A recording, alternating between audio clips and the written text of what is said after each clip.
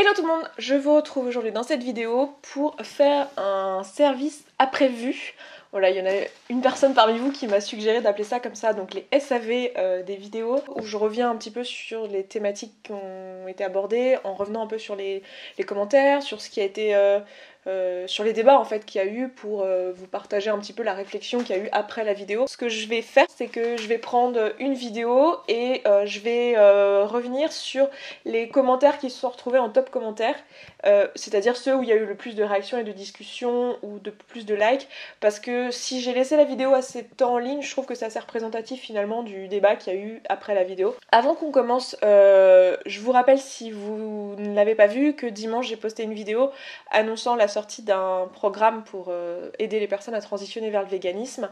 Et sur ce programme, il y a une offre de lancement avec un prix réduit qui est valable jusqu'à ce soir minuit. Donc au moment où vous voyez cette vidéo, si vous la voyez au moment de sa sortie et que vous voulez encore en profiter, il vous reste quelques heures. Je voulais juste vous le rappeler au cas où vous ayez raté l'info. Et puis après elle reviendra, enfin le programme reviendra au prix normal, mais de toute façon c'est un prix très raisonnable. Donc si vous regardez ça après coup, vous pouvez aller voir.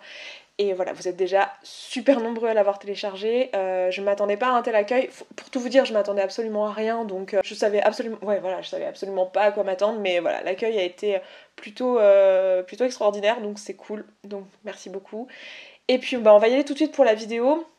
Alors j'ai décidé de faire ce premier SAV, enfin ce premier, c'est pas le premier en réalité, j'avais déjà fait des SAV avant, mais on va dire la nouvelle édition des SAV, sur la vidéo que j'ai faite sur le polyamour, parce que c'est la dernière vidéo où il y a eu le plus de débats, et il y a eu pas mal de vues, et ça fait un petit moment qu'elle est en ligne, du coup il y a quand même un peu de recul sur la vidéo, donc je pense que c'est une bonne vidéo pour commencer ça. Alors oui, cette vidéo je l'ai publiée il y a genre 1 mois et demi, 2 mois peut-être, et j'avais déjà publié une vidéo sur le polyamour il y a un peu plus d'1 an. Je vous l'avais mise en barre d'infos de cette vidéo là, mais j'avais aussi entre temps publié une vidéo sur la jalousie. Et c'est vrai qu'il y a plusieurs personnes qui ont soulevé, alors je crois que c'est pas dans les top commentaires, c'est pour ça que je vous le dis là, mais on m'a soulevé plusieurs fois la jalousie, la question de la jalousie, et en fait j'ai fait une vidéo dédiée à cette question, donc c'est pour ça que c'est de ma faute, mais j'ai pas pensé à le redire dans la vidéo sur le polyamour, du coup bon.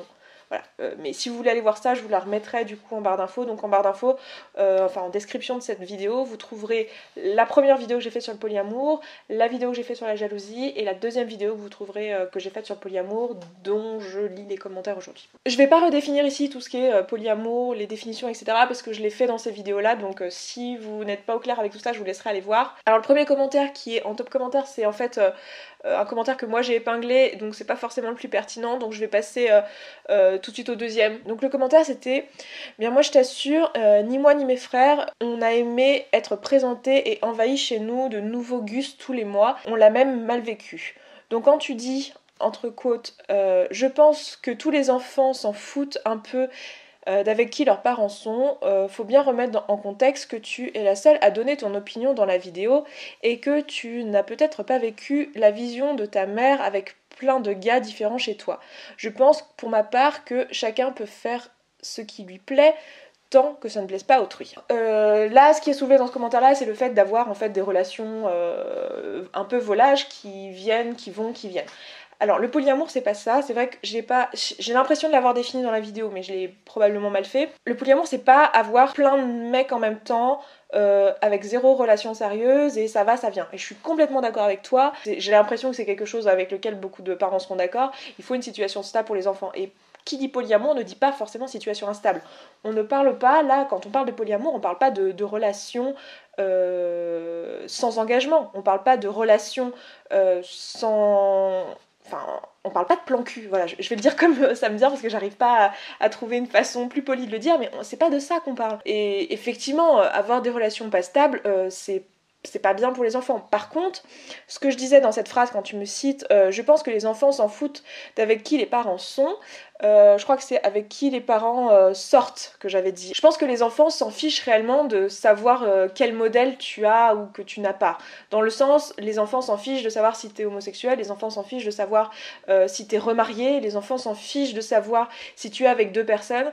Ce qui les importe, c'est que tu aies une situation stable et que tu sois bien et que tu sois heureux. C'est ça qui fait qu'un enfant, il va pas se sentir stable à partir du moment où ses parents ne sont pas heureux ou sont pas stables. Là, c'est pas de ça qu'on parle. Et j'en parle d'ailleurs un peu plus tard dans la vidéo, mais très souvent les personnes qui sont polyamoureuses et qui ont des enfants, après je parle pas comme une généralité, ce serait à elles de s'exprimer, mais de ce que moi j'ai vu, c'est souvent des familles où en fait les parents ont choisi deux parents ont choisi de créer une famille ensemble, et ils ont en plus une relation ou deux qui sont stables sur le long terme et auquel ils consacrent un peu moins de temps, parce qu'en pratique quand on a des enfants on peut pas consacrer un temps infini à plein de relations, c'est pas possible. Du coup, souvent il y a ce choix qui est fait. Ou alors, l'autre choix qui est fait aussi, qui existe, c'est de se dire, voilà, on va habiter à 3, on va habiter à 4, ou voilà, mais... Et on va vivre dans cette relation, mais cette relation, elle sera stable. Et dans ce cas-là, les enfants, en réalité, je suis toujours d'accord avec ce que j'ai dit dans cette vidéo, même si du coup ça pouvait vouloir dire autre chose qui n'était pas le sens que je voulais donner, mais je suis toujours d'accord avec le fait que les enfants, en réalité, foncièrement, ils s'en fichent de savoir si t'es avec un homme, une femme, deux hommes, deux femmes, un homme, une femme. Enfin, ils s'en foutent. Ce qu'ils ont besoin de savoir, c'est que tu es stable, que tu les aimes, que tu es heureux. Et voilà. Est-ce que le fait de vouloir absolument ranger les gens dans des catégories, hétéro, homo, polyamoureux, bi, etc., ne participe pas à la stigmatisation et au jugement de ceux qui ne font pas partie des catégories standards ? Quel intérêt cela présente-t-il de faire un tel classement ? J'ai l'impression que ces concepts brouillent encore plus la reconnaissance sociale des individus du fait de la complexité apparente de leur identité, alors qu'en réalité cette complexité n'est que le fruit des concepts nombreux qui sont inventés. Est-ce que l'on a vraiment besoin du terme polyamoureux ? Est-ce que la reconnaissance de l'autre dans la singularité n'est pas la meilleure en expliquant je peux être attiré émotionnellement par plusieurs personnes à la fois, plutôt qu'en employant un terme précis, souvent auréolé de préjugés et surtout rigide. Nous sommes tout à fait capables de décrire notre singularité avec des mots simples, alors pourquoi passer par des étiquettes ? Alors, c'est un vaste sujet qui va être difficile pour moi de traiter en quelques minutes ici. Le premier commentaire dont je vous parlais, que je vous ai pas lu ou que j'épinglais, c'était un commentaire d'Antithésie que j'avais épinglé pour lui demander de faire une vidéo sur ce sujet-là, parce que c'est tout à fait le type de vidéo qu'elle aime faire. En fait, elle a un concept de vidéo où elle scrolle. Elle appelle ça scroll-moi si tu peux, où elle scrolle des commentaires, qu'elle lit les commentaires et qu'elle fait des analyses des réactions typiques qu'on a à certains concepts en vidéo, etc. Du coup, depuis, entre-temps, elle a fait une vidéo où elle parle de cette question-là. La question des étiquettes, est-ce qu'il faut mettre des mots, est-ce que c'est pas mettre les gens dans des cases, etc. Et elle en parle longuement dans une vidéo qui est complètement dédiée à ça. Donc ce que je vais faire, c'est que je vous mettrai cette vidéo dans la description et je vous encourage à aller la voir parce que elle est très complète et personnellement, je suis assez d'accord avec tout ce qu'elle dit dans cette vidéo. Mais pour faire court, la volonté d'avoir des mots n'est pas là pour mettre des étiquettes, on n'est pas en train de ranger les gens dans des cases, on est au contraire en train de leur donner justement des libertés supplémentaires par rapport à la norme qui est souvent très binaire. Le fait d'avoir besoin de ces mots-là, c'est juste parce que on a besoin de mots pour parler, pour s'exprimer, pour communiquer, on a besoin de mots pour définir les choses. C'est quand même pratique d'avoir le mot voiture pour décrire une voiture et ne pas avoir besoin de dire alors une boîte en métal grise avec 4 roues et un volant qui nous permettent d'aller du point A au point B. C'est quand même vachement pratique dans une phrase d'avoir le mot voiture. Là, mon exemple est complètement bidon, mais ce que je suis en train de dire, c'est exactement la même chose. C'est pratique d'avoir le mot polyamoureux pour décrire une situation. Donc il y a cet aspect-là, l'aspect qu'on a dans le langage. C'est utile d'avoir des mots pour définir les choses, c'est pour ça que les mots existent. Mais aussi ce que certaines personnes peuvent percevoir comme une étiquette qui met dans une case, en fait c'est plutôt l'inverse, c'est-à-dire qu'elle va être libératrice, c'est-à-dire que de toute façon des étiquettes elles existent, de toute façon des mots qui définissent les gens et qui les mettent dans une catégorie ça existe, c'est-à-dire qu'il y a typiquement hétéro ou gay par exemple, et je sais pas alors je connais pas l'histoire des mots dans ce domaine-là, de la terminologie, donc je vais peut-être dire une bêtise là, enfin c'est juste un exemple bidon, mais peut-être que le mot bi a commencé à exister bien plus tard que le mot hétéro et le mot gay. C'était pas pour mettre les bi dans des cases et les enfermer dans un carcan qu'on a inventé le mot bi. C'est parce que le mot bi leur permettait au contraire de se libérer du fait que eux ils n'étaient pas représentés par ces deux mots-là, par les deux mots déjà existants. Et au contraire, ça leur donne une liberté supplémentaire. Alors évidemment, le fait d'apporter ça fait qu'aujourd'hui, il y a plein de mots pour définir plein de nuances différentes. Moi je pars du principe que si les personnes qui utilisent ces mots-là en ont besoin, pour pouvoir exprimer les concepts qu'ils veulent exprimer, eh bien, il n'y a pas de mal à utiliser des mots dont ils ont besoin pour pouvoir s'exprimer ou pour pouvoir se définir, parce que c'est utile. C'est pas parce qu'on a besoin de se définir qu'on a besoin de se mettre dans une case, c'est deux choses complètement différentes. C'est simplement que parfois, quand on ne fait pas partie de la norme au sens globalité, au sens plus grand nombre, pas au sens normalité, mais au sens plus grand nombre, eh bien ça peut être difficile de trouver par exemple de l'information ou de trouver une communauté ou de discuter de ces sujets avec les gens. Et le fait d'avoir un mot, bah, ça permet de se retrouver aussi et de pouvoir s'instruire sur le sujet, apprendre davantage, etc. Et c'est à ça que ça sert. Et c'est pour ça que ces mots-là sont utiles. Tu es sans doute quelqu'un d'intelligent, Esther, merci, mais tu surfes tellement sur les concepts à la mode, du développement personnel et blabla entre autres, au point que cette vidéo, par exemple, je me dis, il manquait plus qu'elle pour compléter la panoplie. Bien sûr que ce n'est pas inintéressant, mais tu affirmes selon moi que certaines choses très douteuses, le passage sur les enfants par exemple, est particulièrement aberrant. Non, les enfants ne se moquent pas d'avec qui sont leurs parents. Là, j'ai déjà répondu à la question, donc je pense que... Enfin, je vais pas revenir dessus. Ce dont tu parles a été très présent dans les années 60. Tu devrais lire le livre de Virginia Lynn Hart, fille d'un leader du mouvement de mai 68, où elle raconte son enfance ou celle d'autres gamins très déboussolés, parfois très choqués par les relations polyamoureuses de leurs parents, au point qu'elle remarque que tous ces enfants sont devenus des adultes attachés au couple dans son acceptation classique. Le fait d'avoir grandi dans un certain contexte et d'essayer d'aller à l'inverse, c'est quelque chose d'assez classique. En fait, il n'y a pas d'éducation parfaite, ça n'existe pas, et c'est vrai qu'on a tendance tous à souffrir de quelque chose dans l'éducation de nos parents. Il y a toujours quelque chose qu'on n'a pas aimé, qui nous a fait souffrir à un moment ou à un autre.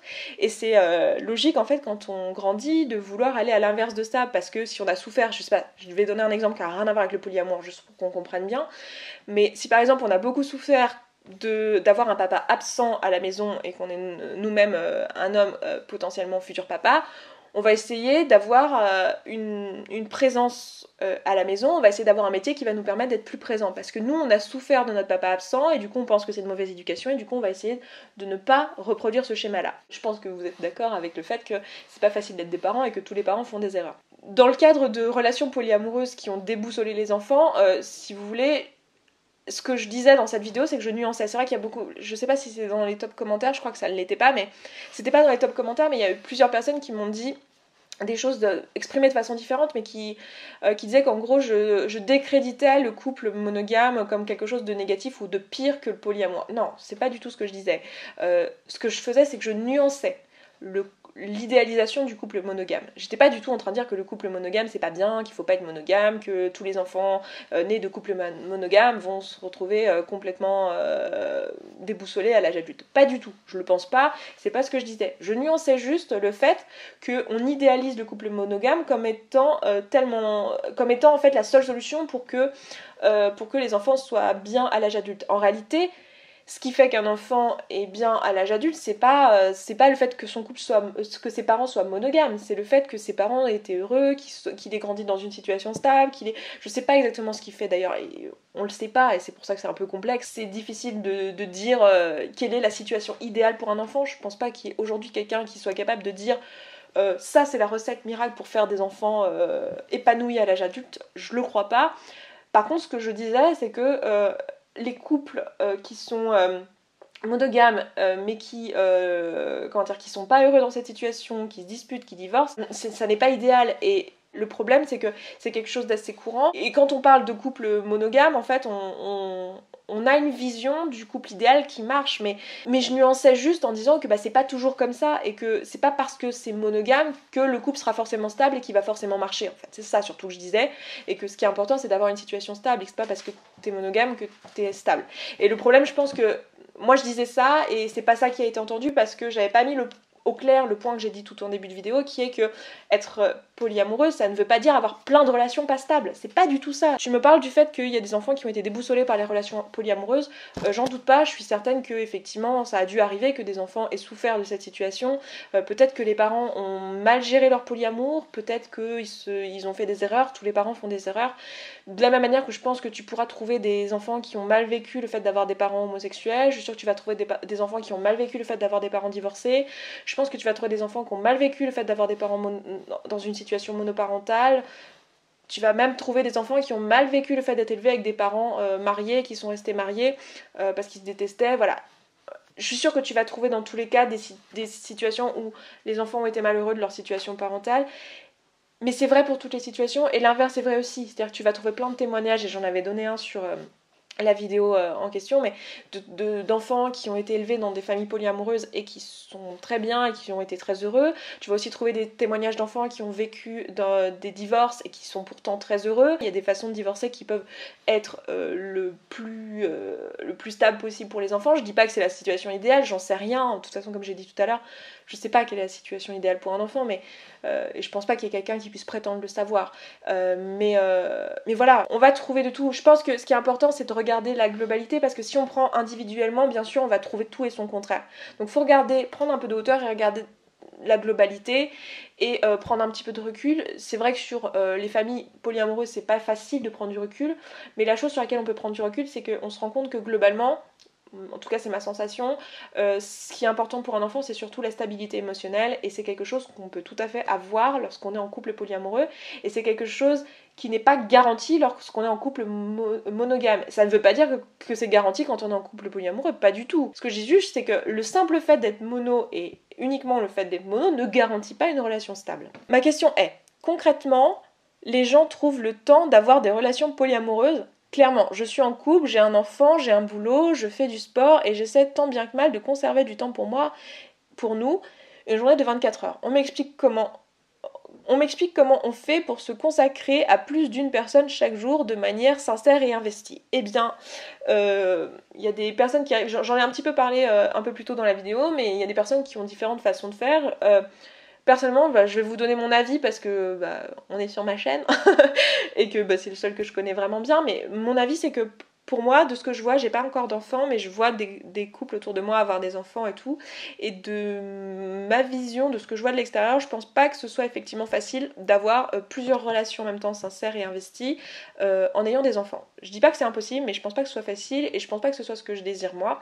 Donc il y a des gens qui choisissent pendant une période de leur vie d'avoir un mode de vie mono, juste parce qu'ils veulent se consacrer effectivement à d'autres choses qu'à plusieurs relations. De la même manière que c'est un choix d'organisation de son temps, c'est la même chose que certaines personnes choisissent dans une période de leur vie de se consacrer à leur famille et de laisser leur carrière de côté, ou inversement.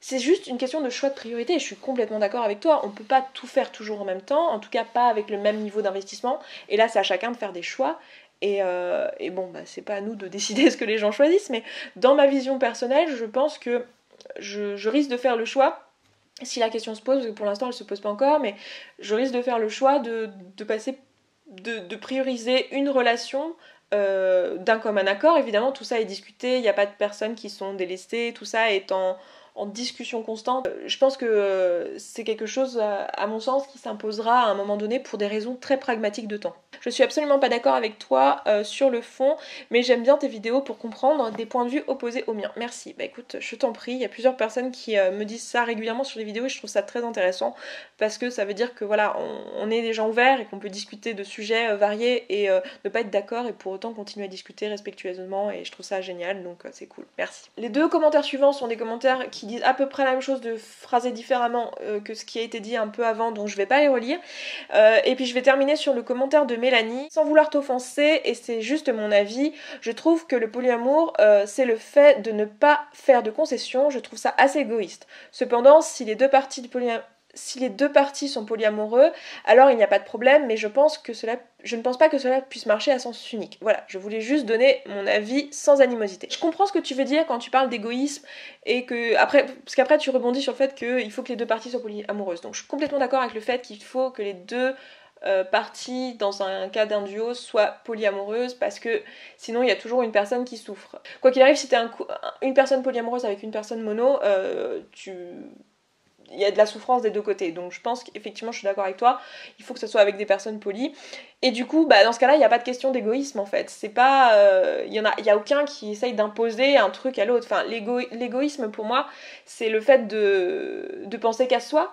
Et c'est pas du tout le cas dans le cadre d'une relation polyamoureuse. Enfin, je trouve ça justement non égoïste de la part de mon compagnon d'être polyamoureux, et de ma part d'être polyamoureuse, parce que je dis pas que les monogames sont égoïstes, hein. J'essaie juste d'expliquer pourquoi je me sens pas égoïste en faisant ça. C'est-à-dire que Là justement, mon compagnon il a le droit de disposer de sa vie pour lui en fait. Il ne m'appartient pas et ce n'est pas ma chose. Et sa vie... Enfin, en fait, il a le droit d'être lui-même et de faire ce qu'il veut. Si il tombe amoureux de quelqu'un d'autre, eh bien c'est quelque chose qui ne me concerne pas en fait. Je trouverais ça égoïste de la part de quelqu'un de me demander d'être monogame pour cette personne, de me demander de lui appartenir uniquement. Je trouve ça au contraire très possessif, très égoïste et voilà, je me dirais, bah non, ma vie m'appartient quand même. Enfin, je veux dire, voilà, c'est pour moi le minimum de mon droit fondamental. Mais c'est comme ça que je le ressens et je dis pas que vous devriez le ressentir pareil. J'essaie juste de vous expliquer comment je ressens les choses. Bref, voilà, je vais m'arrêter là pour cette vidéo. J'ai pas répondu évidemment à toutes les problématiques qui sont soulevées.